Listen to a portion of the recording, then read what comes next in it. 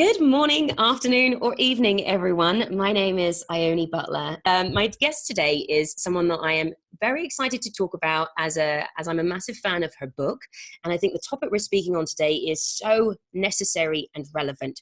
So without further ado, Celeste Headlee, welcome to the Uplifting Content podcast. Thank you for joining me. Thank you How for are you? inviting me. My pleasure.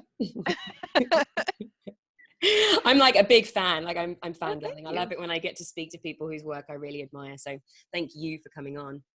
My pleasure. Yay.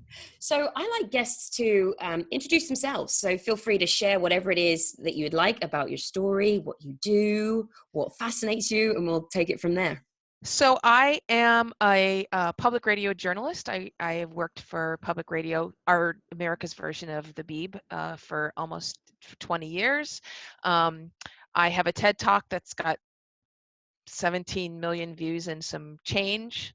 And that's what the book is based on. I mean, I basically go around the world teaching people how to talk to each other again, which my son says is cool, but also sort of lame. So why is it sort of lame? Well, he thinks that it's lame that we need someone to tell us how to talk to each other. It's a great point. Which is it's a fair point. Yes, I love it. So, what is it? Where did your fascination with conversations and how we talk, where did all this begin? I mean, I started out wanting to improve my own skills, right, as an interviewer, because an interview is, as you know, it's basically a formalized conversation, right? The skills are the same. And so when I started reading everything I could get my hands on conversation, and then I would go and test it in the studio, none of it worked. Like, it was all crap. I mean, not only did it not work, but if you followed some of that advice, it literally made the conversations worse. And I started thinking, well, this is malarkey. Like, we have been literally teaching people the wrong things. And so I had to sort of start from scratch. And at the same time that this was going on, I don't know how it is where you live, but conversation in the United States has seriously devolved, not just politically, but people just aren't speaking to one another. They're not speaking to people they disagree with. They're using their cell phones as a way to get out of ever talking to somebody. So, you know, these things were sort of all percolating with me at the same time. And so when the TEDx said, look, here's what you do. You figure something, find something that you really care about, that you think is going wrong, and then tell us how to fix it in 11 minutes. Which you've nailed. You've done like 3 of them, haven't you? Yeah, I love them. Just so a couple of things. I'm in LA, so I'm very aware of the state of America and the lack of communication between people that have opposing opinions. And I'm actually working with a fantastic organization called Better Angels, and they're bringing together Republicans and Democrats to have conversations that matter. Actually, I need to turn them on to you, because their work is exactly what you're doing, bringing people together, not to try and convince each other, but just to listen and try and understand. So that's a really amazing organization. And you'd said that with all this advice, people were giving about how to communicate, and it's just malarkey. Can you give us some examples of this advice that we're given to better communicate that doesn't work? Like maintaining eye contact, right? Yeah, you don't like that? Staring? Yeah, it turns out that when you actually maintain eye contact, it's really unnerving. Exactly. I'm just staring at the camera now just to see how she feels about it. Yeah. And I demonstrate this to people all the time by just maintaining eye contact. But you know, it's creepy. It's totally creepy. But also the nodding, like I can totally tell when someone has been told to nod more and say because it's totally inauthentic. It's them pretending that they're paying attention to what I say, and frankly, it's very distracting to me. Like, they're not paying attention to what I'm listening. They're paying attention. They're focusing their mental energy on nodding. And saying, acting like they're listening. Exactly. How do you feel about this one? People, when they mirror body language. So here's the thing, because I know about all of these things, I'm aware when people are doing it, and it really bothers me. But apparently there is science that says when you mirror someone's body language, but I guess it's that when we're subconsciously mirroring somebody, and then it's normal, versus somebody going, oh, we're sitting at a bar doing it. It happened to me recently, and I just was like, I think you're trying to mirror me right now. Stop it. Did you actually say that? No, I didn't, and I should have done. Because that would have been awesome. Yeah, he's a dating coach, and I might ask him, because I think it would be one of the techniques that he teaches people. And so I might ask him about it. Like, were you consciously doing it?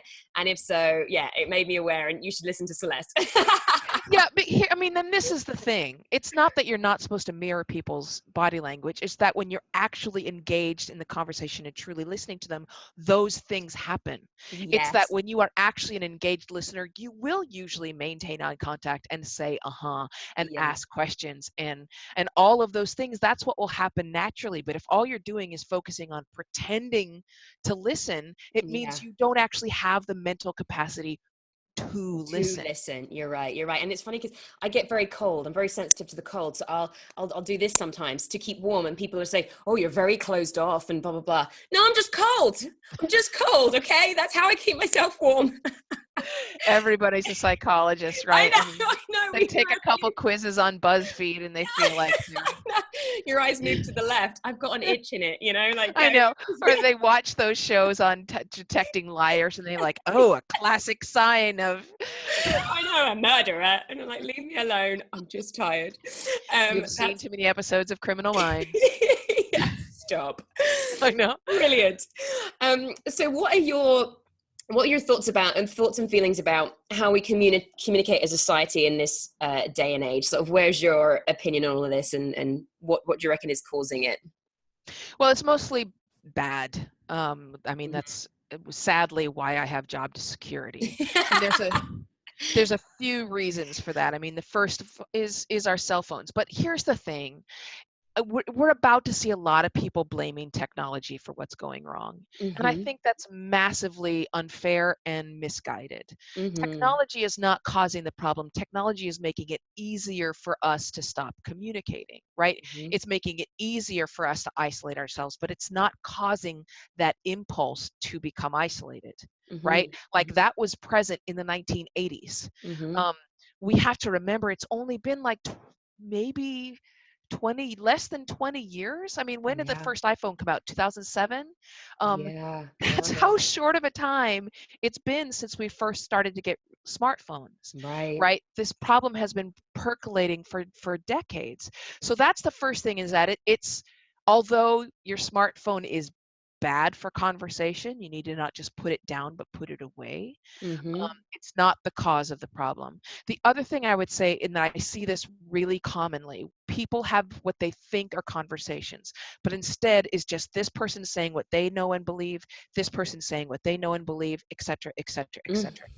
It's two people just giving their own thoughts, and what they say wouldn't change if the other person never spoke, right? They're monologuing together. And that's not a conversation. If you learn nothing from what you've heard, if you're not changed by what the other person says, then you have not had a conversation. I agree. I've got one friend in particular who I'm very opinionated. I have very strong beliefs, and I'll kind of come in with that. And then he just sort of brings things up and kind of helps me see it in a new perspective. And I love that when somebody can give me more ideas that make me question my own beliefs and think. I love those conversations. However, just after the election, I went traveling around South America because I just couldn't bear being in the country. I just thought it was a really sad time. And I went to stay with some friends of family, whatever, in Ecuador, and they were Trump supporters. And I think it's really important to try and understand people's perspectives and like why people have their beliefs. But it just became like I was just being bombarded with all these kind of really outrageous stories. And at the time, it was before we had heard about kind of all the fake news stuff and what was going on with Facebook. We didn't know that was what was happening. So in my mind, I was like, where are all these crazy stories coming from? But it wasn't, I was just being, I found it really difficult to have that conversation when somebody's kind of basing their argument not in fact, and then also kind of not really willing to listen. So there's kind of a double point. I'm just going off on one here now. But one about, yes, it's great when we can share each other's ideas and listen and allow each other's thoughts to kind of shape us. But also, how do you have that conversation when someone doesn't want to listen? And two, when they're just kind of, the basis of their argument is doesn't seem to be on fact. It's just kind of out of thin air, or it just sounds really outrageous. Like, how do you manage those conversations? Yeah, well, you can't truly have a conversation if someone's not listening, right? I Yeah. mean, you need both willing partners. And at those particular points, if that's happening to me, I just say, hey, listen, it doesn't feel like you're actually listening to me. Mm, mm, You sound a little like a politician who came with talking points. mm, So I'd love to have a conversation if we can both listen to each other. That's something mm. I say, and I say it fairly frequently. It's a good line. The other thing is that with people who are saying stuff that's not true, they believe it's true, Mm-hmm. right? Which means you have a choice. You can either prove them wrong, which will get you nowhere. Mm-hmm. Um, there's nothing humans, and I mean all humans, Homo sapiens, Mm-hmm. dislike more than being proven wrong, other than actual blatant hostility. Mm-hmm. Mm-hmm. Right? So Mm-hmm. that will get you nowhere. It may make Mm-hmm. you feel better, and that's okay if that's all you want. But the other option would be then to start asking questions and say, listen, okay, they're going to believe what they're going to believe. It doesn't sound like I'm going to make any difference to that, but maybe they can help me understand why they want to believe this. Maybe I can improve my own understanding through this. And you Mm-hmm. can start asking questions like, okay, so tell me a little bit more about this particular story. Where did you Mm-hmm. hear about this? Mm-hmm. Why do you think this is true? Sort of depths, explore the depths of it the way that an interviewer would. Yes.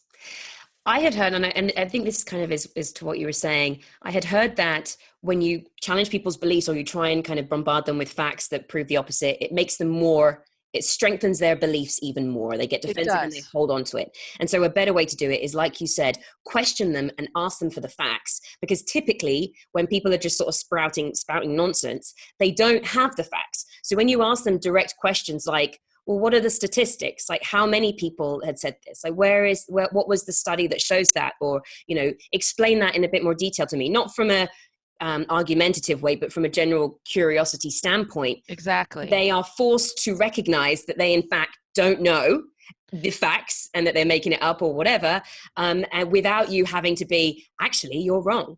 And I have an Which example is of the it. worst, because that Right, because they're not literally going to. neurologically, not to interrupt you, but No. neurologically, when you do that, their brains are going into fight or flight mode. Like, they Mm, call it being defensive, but that is literally what happens. Their brains mm. are protecting both the brain and the body as though they were being attacked. So sorry, go ahead. No, yeah, I mean, that totally makes sense. And this kind of happened. So maybe you can give me, maybe I could have done it in a better way, but July 4th this year, I was at a party and we were speaking, and we had this kind of funny thing about, oh, if only the English stayed in control of America, it would be better. Ha ha ha ha. And this guy was like, absolutely outrageously no, like, and he got really defensive and whatever. I was like, okay, I was just joking. And then it kind of somehow got into, well, yeah, there's more gun crime in London. London has the highest rate of gun crime murders in the world. And I was like, right, yeah, that was exactly my reaction. I was like, No. I was like, what? Where did you get that from? And he was like, well, I read it somewhere. And I was like, yeah, can you find the study that shows that? Because London definitely doesn't have the highest rate of gun murders in the world, or maybe just like murders in general. I think he was trying to say that London was like the most murderous Most capital. violent, yeah. Yeah, he definitely said murders too. And so Huh. we ended up like, he was on his phone Googling for like 10 minutes and then couldn't come up with anything. And then he was, but kept kind of spouting other stuff. And I got my phone and just found like tons of other cities around the world that have higher, the top Yeah. 50 list, and London wasn't on it at all. And he was like, well, no, those are all in South America, and it just kind of whatever. And so I thought that this was a tool that worked, but still he was in that fight or flight mode and was still being defensive. And then went on this like pathetic tangent about, well, per capita, like just pulling all these stats off the internet to try and justify how England is the highest murder rate. And I just wonder if I could have done that differently, or I don't know. What do you reckon? Possibly not. I mean, confirmation bias is one of the most powerful forces in the human brain, Tell me what sadly. that means, confirmation bias. Confirmation bias is when you believe something Mm-hmm. and someone shows you evidence proving it's wrong, and it makes you believe it more. So human beings are the only species that suffer from confirmation bias, and that makes evolutionary sense, right? Like if a mouse firmly believed there were no cats in the next room, and then you showed evidence of like a billion cats in the next room, and it's like, nope, I really believe there are no cats there, like mice would die out off the planet, right? Like it's not necessarily a strength. But confirmation bias is not going to be changed over the course of a conversation. And we have actually found zero evidence that conversation changes people's minds. But look, you're the same way. I'm the same way. When was the last time you had a conversation with someone and they changed your mind on something that you felt strongly about? Oh, my friend did it last week. I know he made me realize how many Wow, good judgments for I have you. about stuff. Yeah, like I love it when people give me Oh, something. I mean like a political view, like abortion or the death penalty. Yeah, no, it's not changed my mind, but I can definitely understand I can listen to and understand the perspective, but I still believe women should have the choice, for example. But I understand like a different perspective from that. Right. But you're right, it Okay. doesn't change my stance. Right. Yeah. So you have to go into these conversations understanding you're not going to change that person's mind, right? Just accept that from the beginning and make a new goal for yourself. For me, that goal is just to learn from them rather than teach them something, because you won't. So in that example, then I should have tried to figure out why he feels like England, why, like, rather than try and prove that his comment was just stupid, just to kind of figure out why do you feel the need to, what makes you think that London is this credible, like, murderous capital? Right. I mean, you can say, hey, listen, so, America has much more violent cities. The statistics, let's forget the statistics for whatever, but explain, why you're bringing this up. Why is this important? That's a You know, great, yeah, that would have been really interesting. You're right, and and just then far you more can interesting. get further into that. And I might bring up some other research that might help you. There's this great book called The Knowledge Illusion by two social psychologists, and they've been trying to plumb the strength of confirmation bias. So, for example, they tested a bunch of people and they asked them from their opinion on what we should do about Ukraine, right? And then they showed them a map of Europe and they said, okay, point to Ukraine. And not surprisingly, people don't know where Ukraine is. Okay. But the worse their geography was, and the average was off by 1,800 miles. Okay. So, Wow. right. So the worse their geography was, the more likely they were to recommend military intervention. Right. So they went a step further and they started trying to figure out, okay, is there any way we can approach this? Kind of the way that you are thinking now. Is there any way we can do this or say this that actually makes a crack? So then they started doing these tests where they would say, okay, do you know how a toilet bowl, do you know how a toilet works? Right? And most people say, yeah, I know how a toilet works. And then they'd say, okay, explain step by step how a toilet works. And they can't, right? Because most people don't actually know why there's a bend in the pipe and how reverse osmosis works and all that stuff, right? And so then they would ask them after, then there was a crack in the confirmation bias. So then they tried this with other things like merit pay for teachers or health insurance. So if someone will give a really strong opinion about health insurance, and then you say, okay, explain step by step, if we were to implement your opinion, how that works. And they can't, because they're not an expert in health policy. Right. And so then you'll see a crack. But here's the trick: is you can't be doing this in a way that is just trying to make someone look foolish. Right. You can't be trying to win an argument, or else again they're going to get defensive and it's all over. It has to be this an environment of sharing and openness and no judgment. Exactly. And I think that was what I was trying to do with the, like, where are these statistics from? I just think I probably put a bit of judgment on it because I was just so flabbergasted by the ridiculousness of the statement. So yeah, because that's what I think, that was definitely what I was trying to do. I have to master the art of asking those types of questions that helps people to kind of break down that Or where's stuff. your expertise come from? Yeah. Right? It can be really hard to read statistics. Even different departments of the FBI have a different reading on statistics, but let's talk a little bit about what violence means to you. What does it mean to you when a city is violent, or what do you think should be done? Okay, you think London's really violent, so Chicago, how do you solve that? You know what I mean? Get around it from a different way. I love it. Yes, thank you. Do you have an example of a bad conversation or a conversation that you've had that did not go too well that sticks out for you, and what happened and what did you learn from it? Okay, so I just had this recently. Oh, good. Love it. Because I know there's a cool one in your book that you mentioned, but I like a new one. My son had some issues arising at college, right? They were issues that have arisen before. And I, being a patient mother, every time this particular kind of problem rises, I try to help him solve it. I give him my wisdom. He listens to it not at all. So again, the problem resurfaces, you know, the thing. So right. I'm discussing this with my ex-husband, who I'm best friends with, and he starts trying to help me and say, okay, well, here's what I'm seeing from both of you. And at one point I just stopped and said, look, I don't want advice from you, actually. Could you please stop trying to solve my problem? And he's like, well, that's all I can do right now. And I'm like, well, then bye. So wow. Just to help everyone that know that even conversational experts sometimes yeah, keep it real, Celeste. I like that. Yeah, conversation. So this was a particular case in which I actually hadn't thought through what it was that I was going to my ex-husband for, and all I really wanted to do was vent. Right. All I needed to do was tell him, look, I just need to vent. Right. I'm just frustrated. There's no solution to this because the solution is in my son, but can I just rant for a little while? Yeah. I mean, I needed to do that. And I could have stopped at any point and said that. Right. Rather than to return his honest offer of help with meanness. yeah. Did you go back and say anything after the fact? I did. Yeah. I mean, I said, I'm sorry, that was mean. You were being really kind, and thank you for listening, and all the things that I should have said the first time around. Right. I think sometimes one of the things that I have learned is not to pretend like those conversations didn't happen, like I used to, right? Yeah. To take note of them, and that's the only way you're really able to walk away from them clean, is when you just come clean.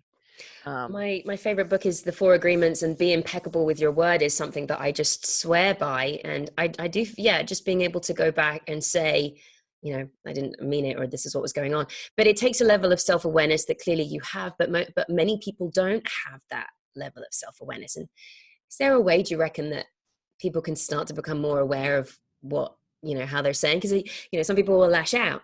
But it takes a level of awareness to go, actually, I just wanted to vent and I was getting frustrated that he actually had stuff to offer me. Not everyone can do that.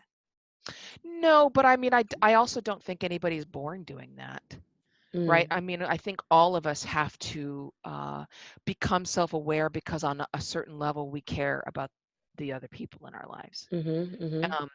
And I mean, if you're not a sociopath. So we all have to learn how to do that, but that means that at some point you have to slow down, not talk the entire time, and think before you speak. That's the part we aren't really doing.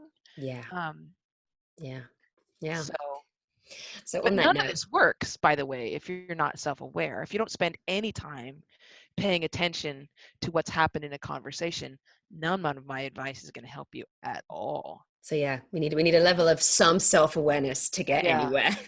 Exactly. If people don't have that, we just find that advice elsewhere. Right. It makes sense. Right. Seek therapy. Yes, that's helpful. What are some of tell us a little bit about the book and some of your advice and tips on how to have better conversations. So listening is definitely one of them, as you mentioned already. Yeah, but I mean, I want to go back to cell phones because you can set yourself up for success. And part of that is being honest about the effect that our smartphones have on our brains. And it's pretty significant. And one of the things is that the smartphone, the presence of the smartphone, just visually is deeply distracting, not only to your brain but to the other person's brain. And it's kind of the same concept that if you're one of the people that leaves your email client open on your your computer screen all the time, for example, Mm-hmm, it mm-hmm. it decreases your IQ by 10 to 12 points. That's nuts. Because at all times your brain is like a runner at the gate, right? Mm-hmm, Your brain is prepared to respond to an email that comes in. mm-hmm, And it's the same thing with your smartphone. My brain is thinking about this phone and prepared to mm-hmm. answer a text, even when it's not making any noise. So if you go to lunch and you just set your phone on the table, not only are you deeply distracted by it, but the other person, they've shown in testing, is more likely to think you're unempathetic, unlikable, and untrustworthy. I'm going to remove my phone from my laptop now and put it down Yeah. behind me. Not that you can see it. Yours is there too. Yeah. Well, because I was trying to fix our tech Oh problem. yeah, we had some technical issues. Yeah. That's what it was. Yeah. Yeah. You take it. So that's the thing, is that don't put it. I always say, don't put it down, put it away. Yeah. At least give yourself the chance Yes. that you might be able to focus. And you're right. I had lunch at dinner with a girlfriend, and she'd brought that up, and I have my phone set out, and I have a team that works sort of all around the world, and so I work a lot late at night just while people are up, and so I was justifying it by but I need to be able to respond to my team, but again I wasn't fully then with my girlfriends that evening because I was just sort of checking and whatever, and so it does need to go away. Yeah, I do an untouchable day now, which I started some months ago, and it's kind of off the same concept. So I set one day aside each week, and I have my phone on do not disturb except for phone calls, like emergency ones. Like if you call me twice in a row quickly, it'll break through. Or if the phone call's coming from my son, it breaks through. My inbox is on pause. I do not look at social media, right, all day. And in my email, it says, if this is an emergency, here's what you do. But it's been 6 months and there has been no emergency. Of course not. Yeah. Right? I mean, we have this sense that everything needs to be taken care of immediately, right? But imagine what that's doing to your body when subconsciously you think everything is urgent, right? Yeah, I mean, it's constantly in a state of stress. Yeah. Absolutely. Yeah. So the Untouchable Day has been just a revelation to me, because now I actually feel comfortable leaving the house, and I'll take my dog for a walk, and I don't bring my cell phone. Whereas if I left my house without my cell phone before, I would, the anxiety. Yeah, that is real. Yeah. Did you say you do it on a Sunday, or is it just any I day? do mine on a Monday, but anybody can choose their own day. And frankly, if you can only get 4 hours in, if you want to choose your untouchable 4 hours to start, try it. So does Monday mean that that's your day off on a Monday? No, I'm working usually. It's when I get a ton of writing done. It's the times when I read stuff that's been building up. When my brain can't focus anymore, I get up and take a walk or watch a TV, Criminal Minds, or whatever it may be. Yeah, that's just my day, and it turns out that I spend it more like I would have in the 90s, right before smartphones. Constantly, I felt bored sometimes. I mean, remember how we used to be bored? Yeah, who does that? Right. But boredom is such a fertile state of mind. Yeah. Boredom, when your brain is not in a focused path, what happens is your brain wanders. And that's when you discover new stuff in your memory. That's when you start making connections that you never made before, because you're not focusing your brain on any tasks. Boredom, I agree. Is great. That quietness also is a time to sort of receive, just to listen, because there's so much. I believe in sort of being connected to source and greater powers, and we're so busy and hectic in our day-to-day lives. There's so much noise in the mind that when you are bored, when you're just sort of there, that's when things come. So just having that quiet space, amazing. I was at Burning Man recently, and for 10 days I couldn't text or email or anything, and I loved it. I loved that freedom, and I was just with my friends. I was just there, seeing the people that were around me, like going and doing the things, not worrying about everyone else that's got lives way cooler than mine, or like having to get back to this work thing. And the world didn't come to an end, and I had a really amazing time. So I think I was supposed to go to Burning Man this year, and I got a respiratory infection. Oh no! Was that going to be the first time? Yeah. Oh, let me know if you go next year. I'll happily fill you in on all the ins and the outs. I think you'll love it. It's just beautiful humans connecting and just sharing experiences and being creative and having fun and joy. Like I just love it. So yeah, happy to fill you in. Great. And look at nature. I mean, we're just started realizing how even just looking at a tree actually heals you. Oh yeah.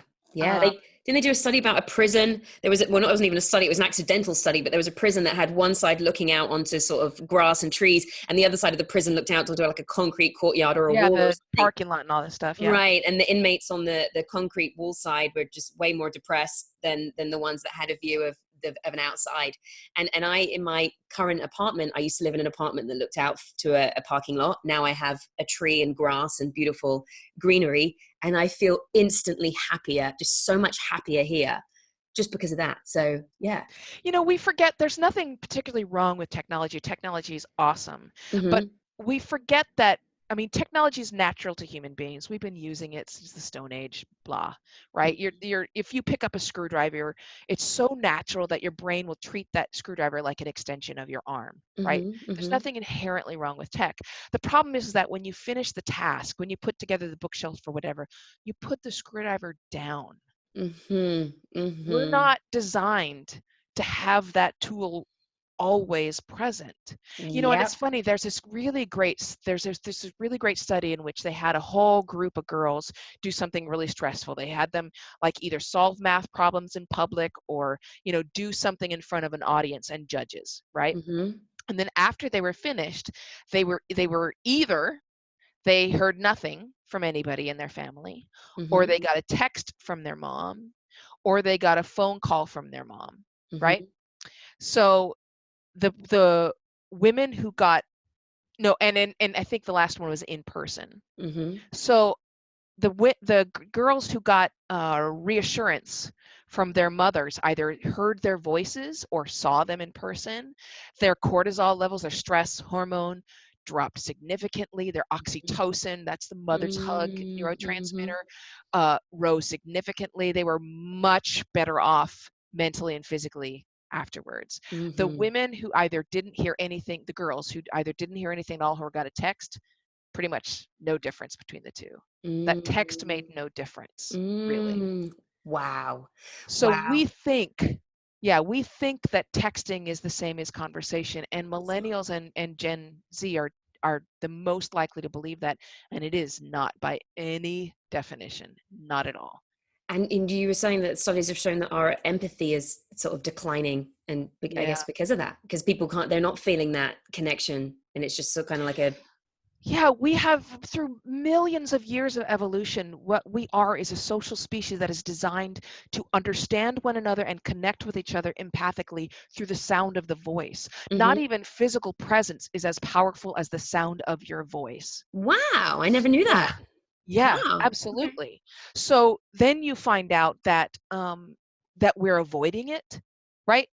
A phone call comes in on your phone and you Yeah. immediately reject it and then Yeah. text, what is it you want? Right. So weird when people do that. It is bizarre. Yeah. So here's this thing that we evolutionarily, biologically, neurologically do better than any other species, and we're like, I don't need Mm, that. Let me send an emoji. that's scary. Yeah, it's not a good idea.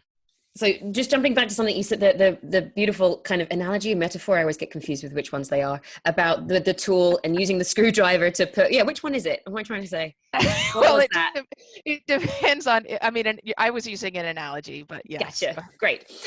About the screwdriver, using it for the bookshelf and then putting it down because it's a tool. On a deeper, more spiritual level, the mind is a tool, and we need to be able to get used to using it when we're using it, and also putting that down. But what's happening is that a lot of people are just so in the mind. There's never that quiet, and it kind of takes over. So that was just something that kind of stuck out for me. I love The Power of Now by Eckhart Tolle. Have you ever read that or heard of Yeah, it? absolutely. Yeah. Love it. The mind is one of the greatest tools, but it's taken over us and we don't know how to use it versus just be overcome by it. And then, so I love to talk to people. I love voice notes, and it freaks people out. Yeah. How can I, without, I mean, and I do, if I'm sort of dating somebody, I get them on WhatsApp and I make them listen to my voice notes.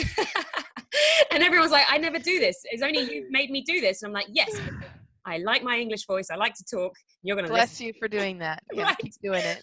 But like, how do we, is there a way of kind of just easing people in, or yeah, like how do we get people talking again on the phone? Or I mean, you're basically describing my challenge, right? Like, I mean, personally, I can force all my friends to do that, because if they want to talk to me, then they'd better call me. Yeah. And my son knows if I call, he'd better pick up the gosh darn phone. And my, employees used to sit 20 feet outside my office and send me emails. And I would lean out the door and say, I just deleted that. So, come to the office. So in a lot of ways, and also like in email, with somebody will send emails back and forth, I let about 3 of those exchanges go, and then I'll say, we're not going to solve this over email. When do you have 5 minutes on the phone? Yeah. And people have come to expect that they need to talk to me. But here's the beautiful thing, is that it spreads, right? Yeah. Like the people that I know are also picking up some of those habits as well. And they're not picking them up because they're trying to please me. They're picking them up because they've either remembered or realized the phone is actually more efficient than email. It just is. Yeah. There's too much miscommunication in email. We think we're being clear, but we're actually not actually efficiently communicating a message. So the phone is more efficient. You think of it this way. How many times has a friend called you and all they have to say is hello, and you say, what's wrong? Yeah. Right? Yeah. Oh, for sure. There is an incredible amount of information that's being transmitted to you just through the sound of their voice. Yeah. Things that are called emotional gradients. They can't be tracked. We don't know entirely how they work, but it's our superpower. That's what we do well. And it's what we're choosing. That's like if Superman was like, I'm not going to fight crime. I'd rather just text. Right? It's just so weird. Why, Superman? That's stupid. I know, exactly. Like, here's this thing you do better than everybody else. Use it. Yeah. Exactly. Yeah. Great point. Celeste, this has been fantastic. I absolutely loved your book, and Celeste has kindly offered to give away a copy of the book. And one of the things that I might suggest is get the book or her audiobook, because you narrate it really, really well. I really enjoyed it, and I do audiobooks, so I know what I'm talking about. But it's a really enjoyable listen, but also you can enter to win a copy, and then perhaps give it to a friend that needs it. I think that would be a good way of going about it. So it's called We Need to Talk. And just, to finish just by letting people know where they can find information about you, and maybe just a little summary of what the book is about.